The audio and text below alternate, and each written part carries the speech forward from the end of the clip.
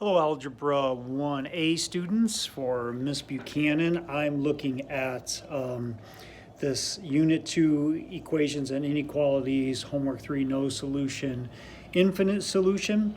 And taking a look at number 1 here, you can see I have it all worked out. And I want to explain what I did in each one of these to help you along.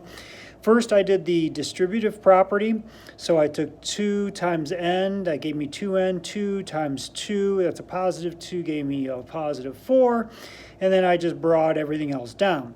Then the next step, I brought this down because there's nothing really I can do over here, but over here I can combine like terms. So 4 minus 2n gives me just 2n, and I bring down the plus 1. So notice that there's a 2n plus 4 and a 2n plus 1. So there's no solution to this. These are different. Remember from my previous video. If you're not sure, check my previous video and look at the difference between no solution and infinite solution. And this is an example of no solution. For number 3, I use the distributive property, so I get 2x plus 8. And here I just bring all this down, and then I combine like terms over here. I bring all this down on this side of the equation. I end up getting a mirror effect here. I get the same on this side of the equation as I do on this side of the equation. So any number I put in here will work. 0, 1, 2, 3, a million, whatever I put in for x on both sides, yeah, it's going to be times 2, and it's going to be plus 8, and it's going to be the same thing. That's infinite solution. Once again, I explained this on my previous video for no solution and infinite solution. For number 5, I went ahead and I just combined like terms here, and I combined like terms here. Okay. Then I went ahead and I subtracted 3, added 3 to both sides. So here was a plus 3, plus 3a, and a plus 3a. Okay, these canceled out, that's why I'm doing it. I'm trying to get a by itself. And then I went ahead and I subtracted 20 and subtracted 20 also. And so a negative 20 plus 2 gives me negative 18. And here I divided by 6.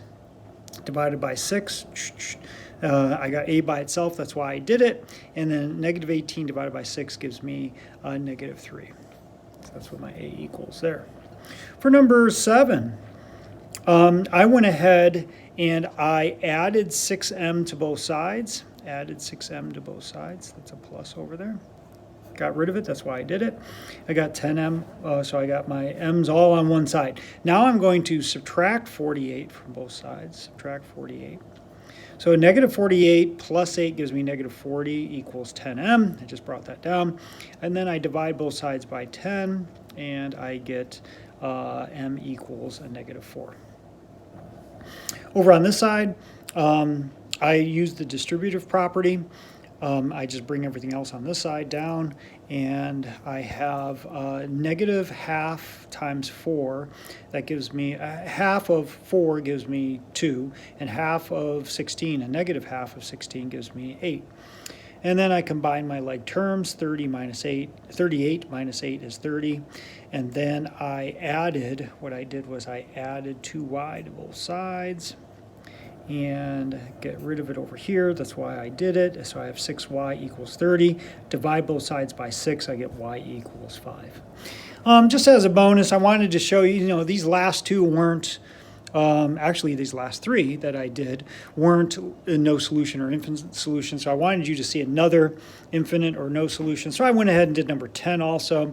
And here you can see as I work it out, I used the distributive property. I worked it out, and you get the same on each side, infinite solution. So try that one on your own and see if you're getting the same thing I'm getting. And then 2, 4, 6, 8, make sure you're working on those on your own. Go ahead and make mistakes. We get better by changing those mistakes and learning from them. Good luck.